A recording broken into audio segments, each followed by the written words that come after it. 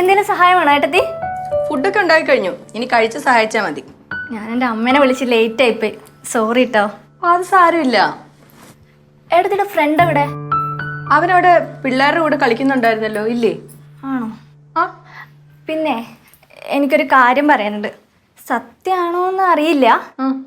ഏട്ടത്തിയുടെ ഫ്രണ്ടിന് എന്തെങ്കിലും വട്ടുണ്ടോന്നല്ലേ?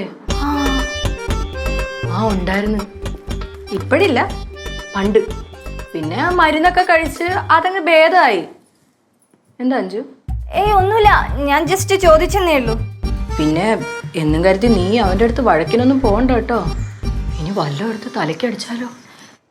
ഞാൻ തർക്കിക്കാനൊന്നും പോകുന്നില്ല. അല്ല, ഞാൻ ജസ്റ്റ് ചോദിച്ചെന്നേ ഉള്ളൂ.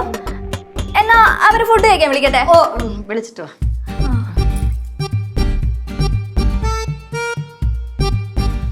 അല്ല, ശരിക്കും വട്ടുണ്ടായിരുന്നോ? പിന്നെ ഉണ്ടായിരുന്നോന്നോ? നിനക്ക് എന്തറിയാ?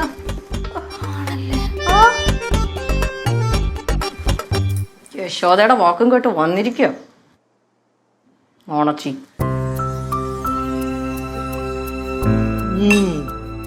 സത്യം പറയാലോളിയാ, ഈ ആവണിയുടെ കൈപ്പുണ്യം ഉണ്ടല്ലോ ഇപ്പോഴും വിട്ടുപോയിട്ടുള്ള.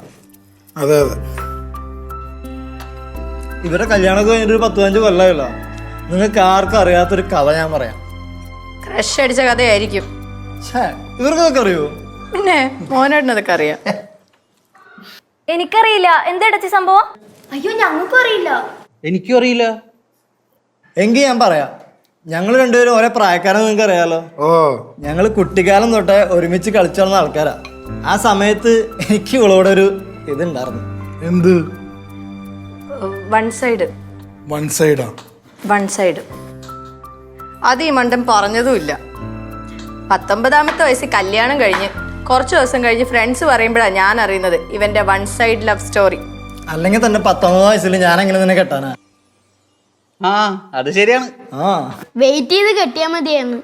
ചെറുപ്പക്കാരനായ അച്ഛനെ കിട്ടിയായിരുന്നു. കഴിച്ചു കഴിഞ്ഞിട്ട് പോയടാ. പക്ഷെ പിന്നെ ഞങ്ങൾ ഫ്രണ്ട്സ് ആയി കേട്ടോ, നല്ല തിക് ഫ്രണ്ട്സ്.